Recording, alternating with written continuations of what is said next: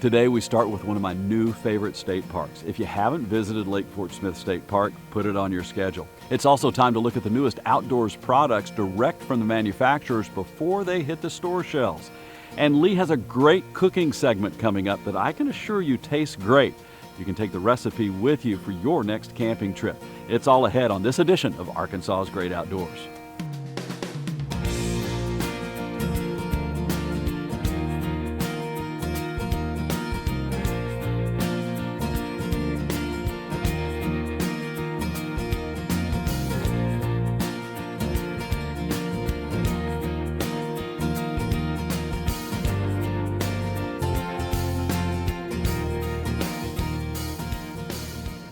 You'd think Lake Fort Smith State Park would be in Fort Smith. Well, yes and no. It's about 35 miles northeast of the city.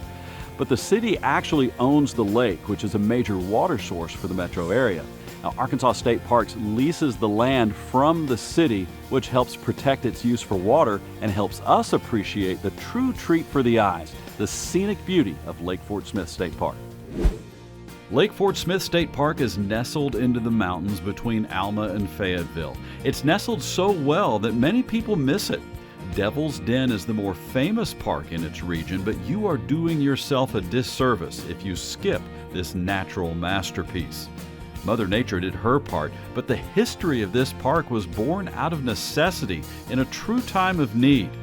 Nearly 100 years ago, when the original Frog Bayou was too small to meet the water needs of nearby communities, workers in need of work came to the rescue. So in the late 1800s, people were settling around Frog Bayou and they used that as their drinking water supply. But as that community kept growing, and as well as Mountainburg, Van Buren, even the city of Fort Smith itself, as all these communities were growing, it became apparent that they needed a much bigger drinking water supply. So about the 1930s, something was going to be done about this, but we all know what else was going on in the 1930s, the Great Depression. So when Franklin Roosevelt became president in 1933, he decided to do something about this bad situation that America was in, the Great Depression. And as part of his New Deal project, he came up with work groups. So since this was a community need, they called in the WPA and they built the first original Lake Fort Smith Dam and the original Lake Fort Smith. Up about till the early 2000s, really in the year 2000, they were going to combine the two lakes, so they got rid of the 1950s dam and they rebuilt the original 1930s dam. So the original dam, they built on top of it and over. The park has changed over the years, from the WPA dam, which was built in the 1930s, to a second dam, which was built in the 1950s. Eventually, the two lakes converged into the new lake and the newly renovated park we see today. Our overlook right outside the visitor center actually has some of that rock there, so when you're standing at the overlook, you're standing on a piece of history. But they rebuilt the brand new Lake Fort Smith State Park in this location so we could have easy access to kind of the middle of the lake, and it opened up for business in 2008. And what we get to enjoy now is plentiful. The Game and Fish Commission stocked the lake with bass, crappie, catfish, and even walleye. You can kayak, canoe, hike any of the 4 trails, and a trailhead even connects to the Ozark Mountain Trail. If you like to camp, this park is for you. So we have campsites. We have 30 campsites. They're both water and electric, or water, electric, and sewer. So if you like to tent camp or RV camp, we have those sites available for everybody. We also have very nice cabins, 1-bedroom and 2-bedroom cabins that you can stay in. We also have group lodges. So it's a little bit different than big lodges, but they're kind of set up for larger groups. Like if you have a reunion or a scout group, you know, you can reserve those group lodging areas and have your family join you for your adventure here at Lake Fort Smith State Park. But other than that, we have a lot of other opportunities that you can just come and escape to the park. A lot of people spend time in this day use area, picnicking, reading a book, just being with nature and connecting to this natural surrounding. And as you can see, this park is attended to by people who care, and there is one common thread among all the state parks we've visited. The park staff love their job bringing the outdoors to you. I do have the dream job. This is a job that I've wanted to do since I was a kid. I grew up loving the outdoors. I was a kid in 4-H for many years, and my main project was environmental stewardship. So I grew up knowing I had to work outside somehow. And before I even graduated high school, I went to Petit-Jean State Park, interviewed some of the park interpreters up there, and they kind of told me what they did as their career. And so I decided that's what I want to do. That's who I want to be. So I went to school, went to college for it, and here I am 15 years later. I'm Trey Reed from the Arkansas Game and Fish Commission. I want to talk a little bit about black bears in Arkansas. You know, the black bear is one of the greatest wildlife reintroduction stories in the history of North American wildlife management. Arkansas had as few as 3 or 4 dozen bears in the early 20th century, and bear hunting season was closed. But Game and Fish brought those back in the mid 20th century, and now we have a robust bear population, upwards of 6, 7, 8,000 bears perhaps. We don't have a true census. Now, one of the outcomes of that is folks see bears a lot more. And if you should encounter a bear, say in an urban area, a couple of tips we want to give you. If you hear about a bear in your neighborhood, remove like bird feeders. Don't feed pets outside. Move that pet food inside or to a secure area like a garage. Keep grills, smokers clean and secure. If you're out in the woods and you should encounter a bear, look, don't panic. That bear is more afraid of you than you are of it. But a couple of key things: observe it from a safe distance, enjoy the moment. If the bear starts to approach you, don't run, don't trigger a predatory instinct in that animal. Back away slowly, make yourself big, raise your arms, maybe if you've got a jacket on, spread it out, make noise, say "hey bear" in a normal voice. These are some great tips to be bear aware in the natural state. If you want some more tips, check out bearwise.org. When we come back, we take you to the semi-annual Outdoor Retailer Trade Show, where the outdoors inventors come to debut their products. Arkansas's Great Outdoors is brought to you by Bad Boy Mowers, by Visit Hot Springs, America's first resort, by the Electric Cooperatives of Arkansas, by Vexus Boats, and by Certified Arkansas Baitfish, the safe bait.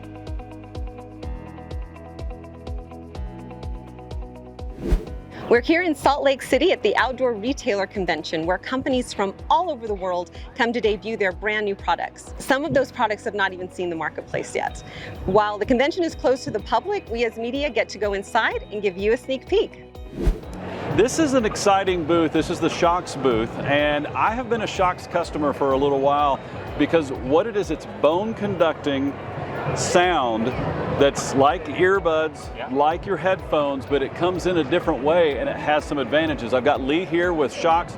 Tell us about those advantages. So the easiest to point out advantage is that you're still going to have access to the entire world around you in sound and in interaction with your world while you have your private story of your music, your phone call, your podcast, whatever it is you want in your private story, but celebrating the public, celebrating everything you've put yourself in the environment of. And so that's the idea. Yeah, what that means is, so when you're out hiking, you can hear all of nature, and you can also hear whatever it is, whether you're on the phone or listening to music or a podcast or something like that. It makes you much more situationally aware when you're outside. That's important. You told me a story about somebody who had never been able to hear music since an event early in their life. They were 65 years oldish, and then they heard music for the first time. Yeah, so it was really great because we got to go to an event, a running event, and the son purchased an item for himself personally, got home to share it with his father that there may be a chance for you to hear music again. And his father put it on and was immediately led to tears when he could hear through bone conduction for the first time in 40 years. It was really cool. We're here with Kirk from 3D. Kirk, I understand you have a brand new product. Sounds like a great way to get into camping. Yeah, we just came out with our new mattress. It's it got a lot of neat products to it, neat qualities to it. First and foremost, the coil system that we have is patented. And what's nice about it is that it kind of diffuses the air. So like if you go and you sit in it, it's not like all the air is going to rush to one side or the other. So that means when you're laying down, it's going to feel comfortable throughout. It's not going to sink it in the middle and that kind of thing. 2 people on it, you're not going to feel one person on one side shaking you as much on the other. You won't get mad at whoever you're Exactly. partnering with. Yeah. Another thing is the material we use in the coil, it's called a TPU, and it's medical grade plastic. It's actually what they'll use in the beds in hospitals. This can make camping more accessible for a large number of people. It's a great way for somebody who's just wanting to start out and try it out. You can use this way. You're not investing in a giant tent or whatever it might be. Right. So it's a great way to get started, and it's pretty inexpensive. Retail for this system right here is just under $400, so that's very doable. Yeah. And this also, you don't have to use it in the back of the vehicle. So let's say, you've got friends or relatives come over and need an extra bed, you can pull this and put it in the house, and it'll work fine that way too. Yeah, that's great. It's not going to deflate overnight. It's not like those old mattresses where you wake up and it's flat. Right. It's going to hold its shape and do well. Right, and where can these be found to purchase? Currently it's going to be on 3dmatsusa.com. So on our website, and then eventually we'll be into other stores, but it's brand new, so initially it's going to be on 3D Mats USA.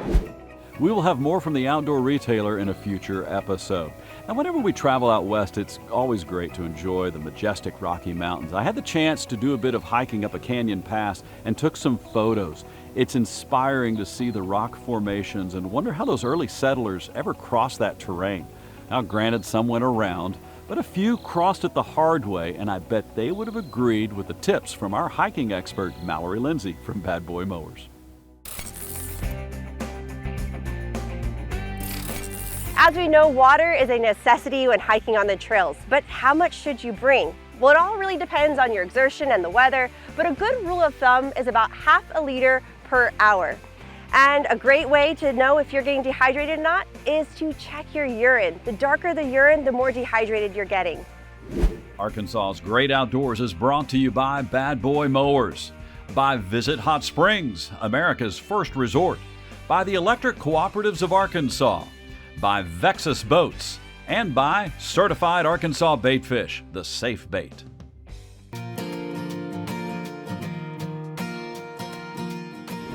There are so many wonderful things about camping. There's the view from the woods, the sounds, hiking, the campfire, peaceful time with the family. I could go on and on, but any list absolutely has to include the food.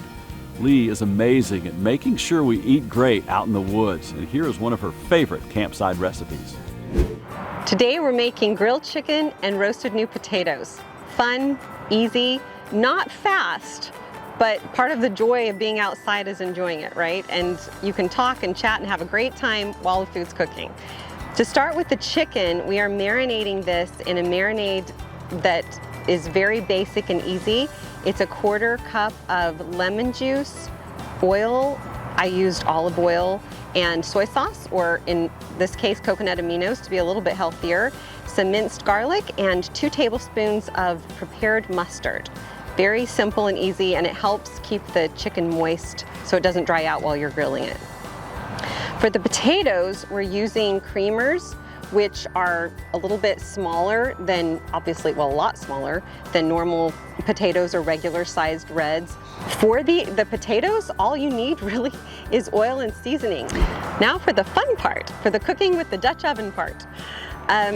Mine is a 10-inch. We've talked about this before, but you want to make sure that you have the Dutch oven with the legs on the bottom so you can put coals underneath. That's how we heat the Dutch oven.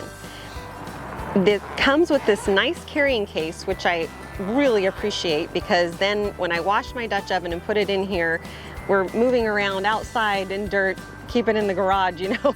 How do I know it's clean? Because it's inside this handy canvas carrying case. So I know that the roasted potatoes recipe says to cook this on 425 for 20-25 minutes.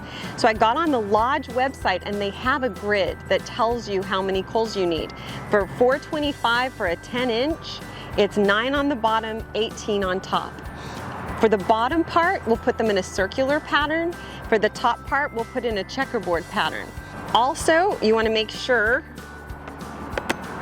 that you have your lid holder and lid lifter for when you do that stirring, so you have a place to put it. It takes a little bit of a change in mindset when you're cooking with the Dutch oven. You have to keep reminding yourself, I'm cooking over dirt, right? And I need to keep the food clean. So you want to make sure you have the supplies to keep the food clean while you're cooking on dirt.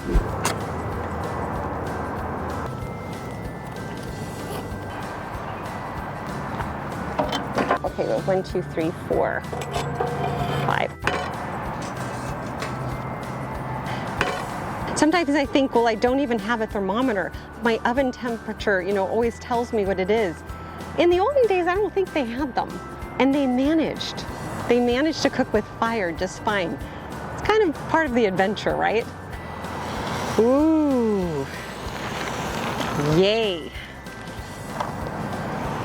That sizzle is the sound you want to hear.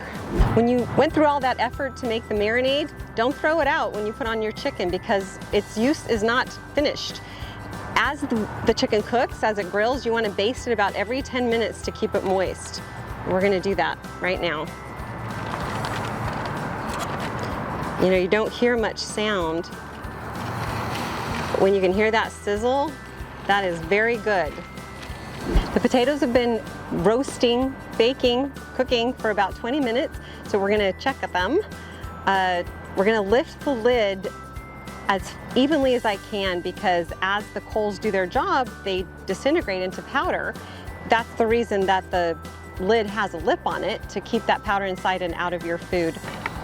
I still think it takes some finesse to lift straight up. All right, they're looking really good. I'm gonna stir them.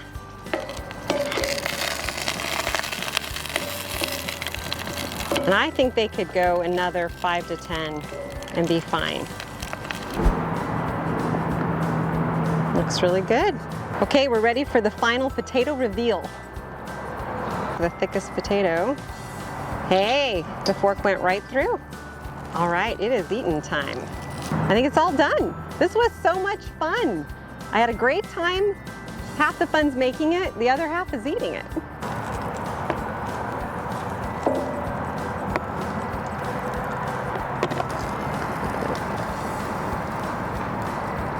Lovely.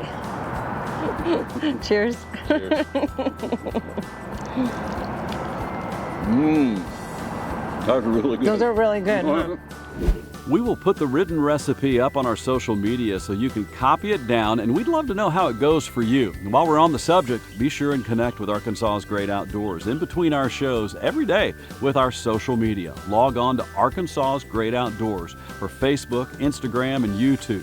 We update daily and hope to lift your feed with great information and inspiring images to get you through until you can get outside and enjoy the views personally.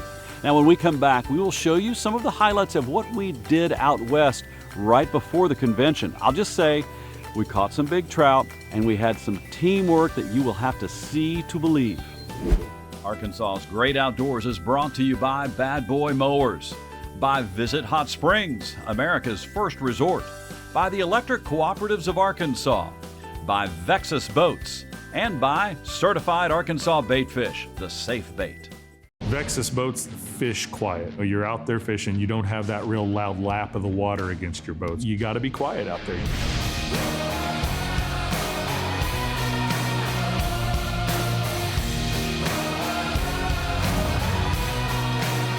Whether you're talking about our aluminum or our fiberglass boats, they're solid, they're foam filled. It gives you a quiet ride, it gives you a stable ride. And that's one of the things that people, especially when they get in one of our aluminum boats, they say, man, this rides like a fiberglass boat. And that's why, it's because it's built like one. We foam the undercarriage, and that takes care of the noise. Everything's quiet, stable, and just solid all the way through. There was no slap at all, which is what I was looking for. This is revolutionary. You don't hear that slap, you don't get that jar, and it really just makes for a much more comfortable day on the water. From the lids closing to the boat running down the water, it's going to sound solid going across that water. That's a characteristic of a Vexus boat that you're able to pick out the first time you sit down in one.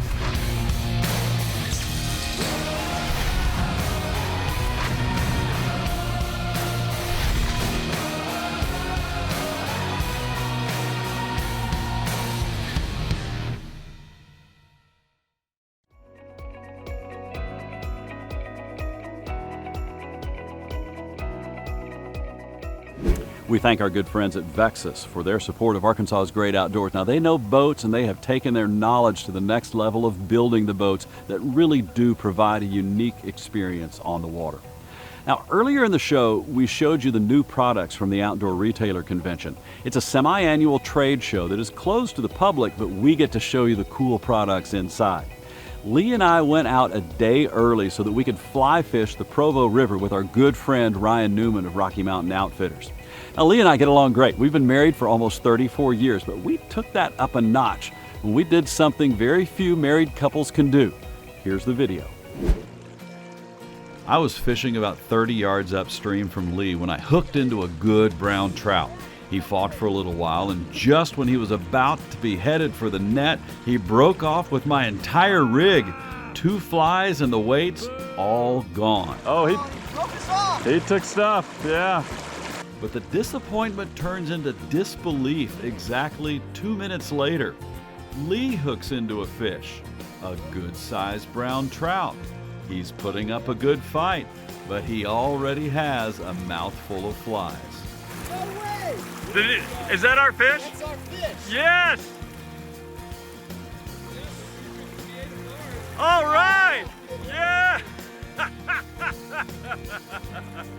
This fish right here ate this fly, broke Carlton off, and then we were fishing and our rig hooked Carlton's top fly, and we got and we got everything back. So we got 1 brown trout and 2 extra flies.